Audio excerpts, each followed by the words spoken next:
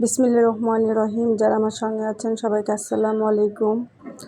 এই ভিডিওটা বেশ অনেক আগের। এই যে আমার ভাগ্নে এসেছিল যখন আমরা মতিঝিল হীরাঝিল রেস্টুরেন্টে গিয়েছিলাম, তো সেখানকার শিক কাবাব বানানোর ভিডিও যেটা দেখে আর লোভ সামলাতে পারছিলাম না। যদিও পেটে আর জায়গা ছিল না, যার কারণে আমরা খেতেও পারিনি। তো এই জিনিসটা কিন্তু আমার মেয়েদের খুবই পছন্দ, আমারও পছন্দ। তবে এই জিনিসটা বানানোর সময় শিক কাবাবের যে একটা ফ্লেভার আসে, এটা আমার অসম্ভব ভালো লাগে। আর আমার হাজব্যান্ড যখন ছিলেন তখন যে তার অফিসের আইসিএমের মিটিংয়ে মাঝে মাঝে শিক কাবাব আর রুটি পেতেন, তো এইটা খেতে আমার বাচ্চারা খুবই পছন্দ করতো। যা হোক, সে কপাল তো উঠে গেছে।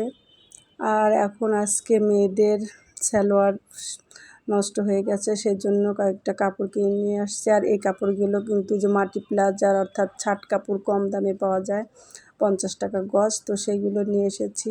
আর 2টা কাপড় ছোট ছিল, এই 2টা কাপড় অবশ্য ফ্রিতে আমাকে দিয়েছে। তো কাপড়গুলো বেশ ভালো। এমনি গজ কাপড় কিনতে কিন্তু অনেক বেশি দাম নেয়, আর এইটা একটু কমে পেয়েছি। এটার মধ্যে কাপড়ও ভালো। সবাই ভালো থাকবেন। সে পর্যন্ত